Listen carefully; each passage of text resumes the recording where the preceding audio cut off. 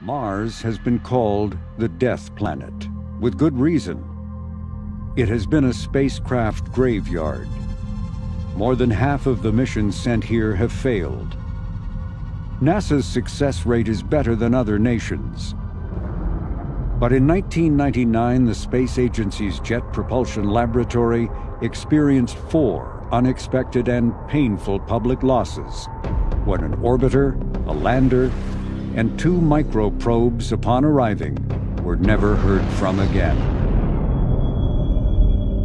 As if to taunt its victories, Mars dared that it be challenged again in 2003, a time the red planet would be the nearest to Earth that it had been in 60,000 years. The last time these 2 planets were this close, Neanderthals roamed the Earth. Wanting to regain its confidence, JPL took up the Martian dare, and then doubled down by agreeing to build and land on Mars not 1, but 2 rovers. Something never before attempted. Expected parachute deploy in 5 seconds. This is the triumphant story of spirit and opportunity. 2 rovers that survived the ordeal of landing on Mars. 1, mark.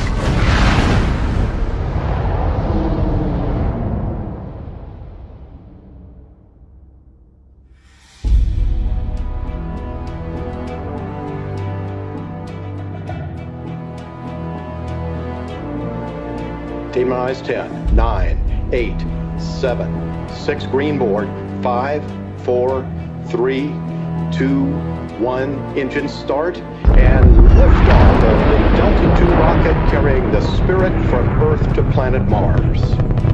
Load relief kick rate is in, vehicles responding.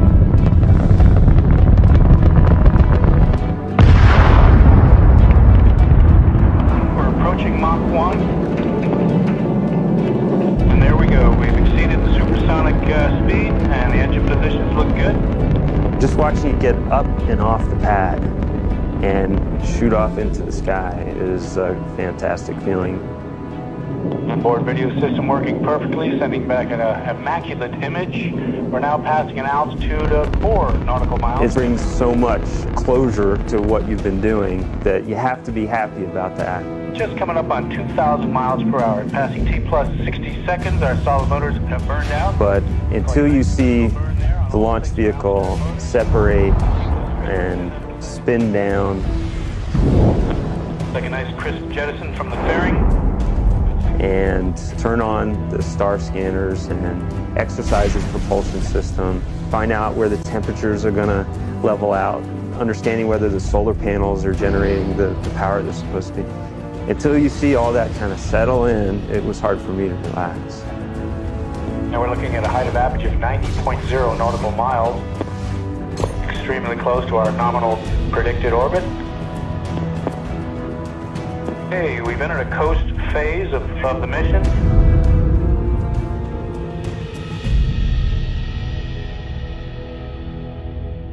The journeys to Mars for Spirit and Opportunity would take 7 months, crossing a distance of some 300 million miles.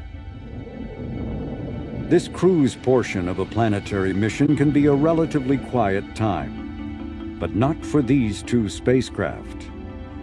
We are acquiring global image, receiving the PDF full packet box. So just in the last hours, we haven't moved very much.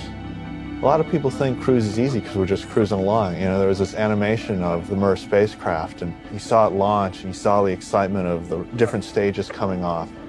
And then it starts going on its way to Mars and sails off into the sunset. And then it says 7 months later. Well, those 7 months, that's really what we're concerned with. We have to work hard. Currently Mach 16.6, altitude of 30. While navigators plotted trajectories, the flight team practiced the complex landing sequences that are called EDL, short for entry, descent, and landing, but also known as 6 minutes of terror. EDL is the most complicated and dangerous part of any mission trying to reach the Martian surface. In a matter of minutes, multiple spacecraft transformations have to take place. It begins with separating from the cruise stage.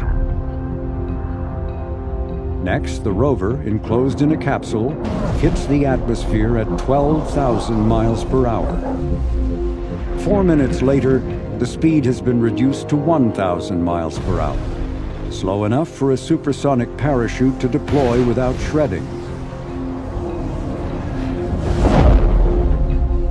Then the heat shield jettisons, and the lander begins rappelling down a metal tape and a rope bridle.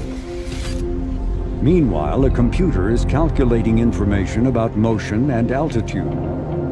Only seconds remain before the airbags inflate, the rockets fire, the metal tape and bridle rope are cut, and the lander free falls to the surface. The first bounce could be as high as a 4-story building, followed by more bounces that could go on for half a mile before the lander, with the rover tightly wrapped inside, comes to a rest. Hopefully, in one piece.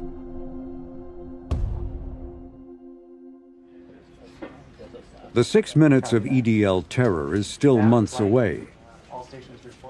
Part of this time is used for training, what engineers call operational readiness tests. Lucky peanuts. The tests are meant to be as realistic as possible, including the JPL tradition of munching on peanuts for good luck. But this test is not going according to plan. Flight business suspect, the CDS should not be listening at this time. We have our system set up and it's not sending data. A processor fatal fault.